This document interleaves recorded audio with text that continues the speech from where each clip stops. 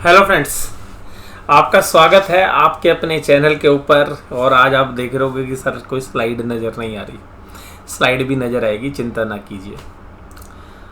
और कल हमने बाज़ार में क्या बात की थी पहले वो, और उसके बाद आज का जो दिन है उसके बारे में चर्चा करते हैं। आज का दिन है 14 सितंबर 2022 और बुधवार का दिन। अब जब कल हम एनालिसिस कर रहे थे, उसके बाद जब मैं सुबह आज उठा और सुबह उठते के साथ जब मेरे को ध्यान आया कि भाई आज 14 तारीख है, तो इस 14 तारीख का क्या महत्व है वो मैं आपको बताता हूँ। हालांकि इसका कोई ऐसा नहीं है कि आप बिलीव करें या ना करें, वो आपकी मर्जी है। लेकिन एक जो अंक गणित है उसके विज्ञान को या उसकी जो तार्किक शक्ति है उसको अगर आप समझें, यानी कि न्यूमरोलॉजी को अगर आप समझने की कोशिश करें, तो न्यूमरोलॉजी में 14 का मतलब होता है 1 + 4 = 5 और 5 नंबर होता है बुध का।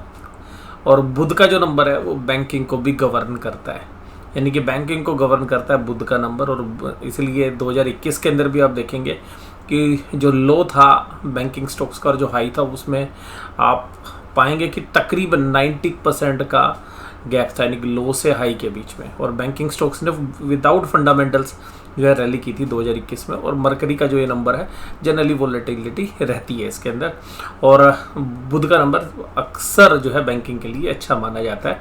और 5 नंबर ये न्यूमरोलॉजी के अंदर जो थोड़ी नॉलेज रखते हैं उनको है। मेरी को कोई ज़्यादा नॉलेज नहीं है, लेकिन थोड़ा सा शौकिया है तो कभी मैं पढ़ लेता हूँ। तो वो बात ये मैं कभी आपके साथ पहले भी चर्चा की थी एक बार। और तो आज बैंकिंग में भाई साहब किसी ने यकीन नहीं किया होगा कितनी तेजी होगी। हालांकि मुझे भी बस एक बार हल्का सा ये लगा कि भाई हाँ शायद पिकअप हो सकता है, लेकिन ये इसलिए हो सकता है कि कल जब हमने चर्चा की थी तो क्या बात की थी। मैंने आपसे बात की थी कि देखो, अगर सिंगापुर निफ्टी को देखे या डाउ जोन्स को देखे, और जिस समय डाउ जोन्स हमने देखा उसके बाद तो 500 पॉइंट और गिर गया। अगर उसको देखें और सिंगापुर निफ्टी जिस तरीके से रिएक्ट कर रहा है, तो यार बाजार काफ़ी कमज़ोर है और जनरली डाउ जोन्स का असर होता भी है।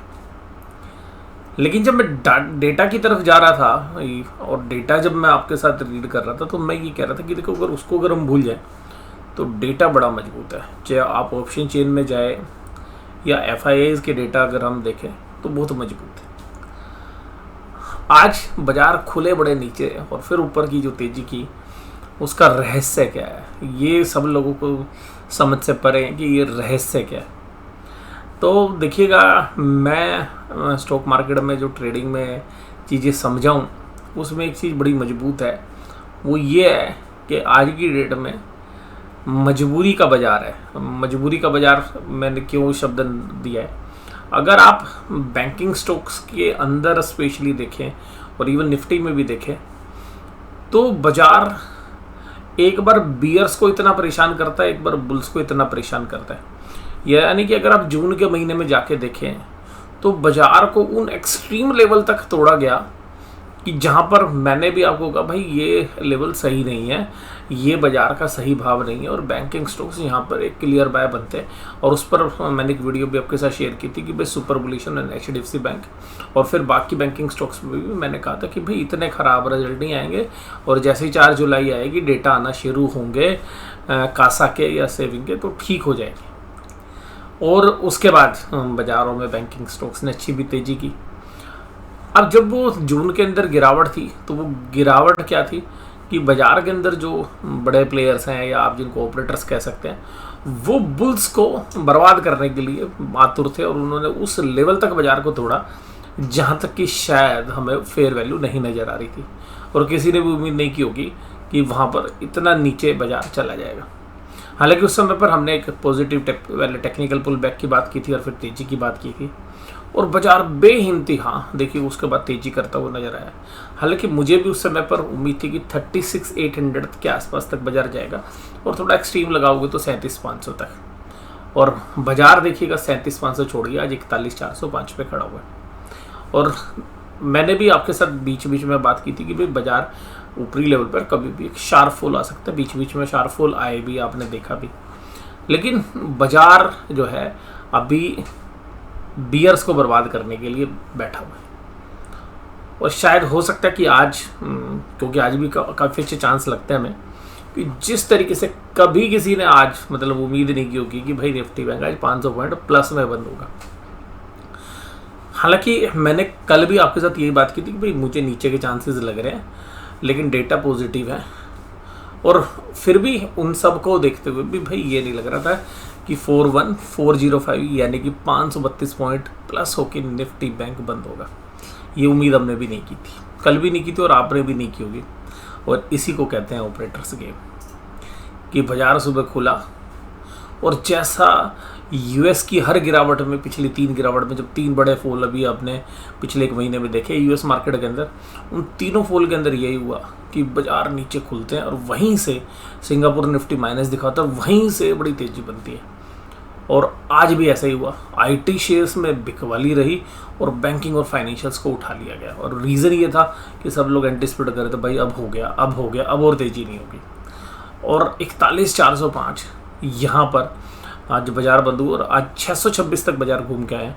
और यहाँ पर जब देखिएगा ये जब 300 के ऊपर बाजार गया होगा तो साइकोलॉजिकल क्या हो गया यार, सब ने कहा होगा यार मंदी वालों ने अपनी पोजीशन काटो। जैसे 32-33 हज़ार के आसपास जब बाजार गए थे तो लोगों ने अपनी पोजीशन काट दी थी। और आपको पता है यूक्रेन युद्ध की तरफ भी ऐसा ही हुआ था कि बाजार को एक तरफा जो है 3-4 हज़ार पॉइंट एक्स्ट्रा तोड़ा गया था और फिर उसके बाद बाजार को उठा दिया गया था। तो ये जो एक्सट्रीम है कभी बुल्स को मारने का और कभी बीयर्स को मारने की, तो एक ऐसे पैटर्न जो है देखे जा रहे हैं अभी पिछले कुछ समय से कि भाई बाजार या तो एकदम तेज़ी से बिल्कुल नीचे बॉटम तक जाता है और बॉटम में भी जो आप सोचोगे उसके नीचे जा रहा है और ऊपर में भी वहाँ तक जा रहा है जहाँ तक आप नहीं सोचोगे। तो मंदी वालों के आज जो है मुझे पर्सनली ऐसा लग रहा है कि बहुत लोगों ने सोचे 40,000 के पे काट लिए होंगे कि भाई अब नहीं मंदी की पोजीशन कैरी कर सकते। और 39,800 के बाद तो देखिएगा मैंने कहा था कि भाई देखो जब तक 39,800 के ऊपर बाजार चल रहा है मैं जो है बुलिश हूँ इस मामले के अंदर, क्योंकि बाजार आपको रिलीफ नहीं दे रहा है। और उसके बाद कल भी मैंने बोला था कि 40,200 जो है इंट्राडे बेसिस पर और पोजिशनल बेसिस पर 39,800 जब तक बाजार चलेगा तब तक बाजार तेज है। इन लेवल्स के नीचे इंट्राडे बेसिस पे 40,200 और बाजार 40,200 गया ही नहीं, 40,288 से वापस हो गया। इसी तरीके से जब पिछला फॉल आया था तो 38,800 से बाजार जो है बाउंस कर गया था। तो अभी इन डेटा को देखोगे आपको लगेगा यार बड़ा मजबूत बाजार है, पर मुझे पर्सनली ऐसा लग रहा भाई कल जो है ना ऐसा गेम हो सकता है किसी भी साइड हो कि बैंक निफ्टी ना अच्छा फॉल या अच्छी तेज़ी दिखा सकता कल भी। अब तेज़ी के चांसेस इसलिए नहीं लग रहे कि शॉर्ट्स पोजीशंस आज मोस्टली कवर हो गई हैं जिन लोगों की पोजीशंस है।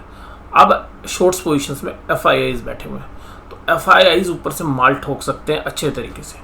और आज जो बाजार चला है वो HNI इन्वेस्टर्स की जो है देने, जो हमें लगता है जिसको मिस्टर इंडिया हम कहते हैं, तो शायद वहाँ से जो है बाजार चला है आज, क्योंकि जो डेटा पॉइंट है। लेकिन कल जो है मुझे पर्सनली ऐसा लगता है कि जिन ऑप्शंस की वैल्यू आज 50 रुपये या 100 रुपये है वो ऑप्शंस कल 500-600 रुपये हो सकती हैं। वो किसी भी साइड की हो सकती हैं और बैंक निफ्टी में स्पेशली। और रीज़न ये है कि देखिएगा बियर्स को तो बिल्कुल फंसा दिया गया है, लेकिन यहाँ पर एक बात ध्यान रखिएगा, जब भी ऐसा एक डाउन होता है बिल्कुल नीचे से तो एक बहुत बढ़िया रिकवरी होती है और जनरली एक्सपायरी वाले दिन जहाँ पर कि ऑप्शंस की वैल्यू कम होती है और इसी तरीके से ऊपर पर फॉल का भी चांसेस होता है और एक कैरी ऑन भी हो सकता है। तो जो बाजार है 41,405, मुझे यह लगता है भाई कल ना भयंकर वाली वोलेटिलिटी होगी और एक बार वोलेटिलिटी जो है सेटल होगी उसके बाद एक तरफा बाजार जो है चलेंगे, चाहे वो ऊपर चलें चाहे नीचे चलें, और चलेंगे बढ़िया वाले। मैं यही कह रहा हूँ कि 100 रुपये की जो ऑप्शन है वो 500 रुपये होने की चांसेस है। यानी कि कल का जो बेस्ट ट्रेड है वो ये लगता है मुझे कि भाई कॉल ऑप्शंस भी और पुट ऑप्शंस भी दोनों खरीद के बैठ जाओ, ठीक है। ज़्यादा मान लीजिएगा, मैं जस्ट एग्जांपल दे रहा हूँ भाई 100 रुपये की कॉल और 100 रुपये की पुट, चलो 150-150 की वैल्यू भी आप मान लो, और उनमें से दोनों की कीमत है 300 रुपये। तो मुझे लगता है कि 300 रुपये वाली चीज़ जो 150 वाली चीज़ वो 500 रुपये हो जाएगी, तो एक 0 हो जाएगी, दूसरी 500 हो जाएगी।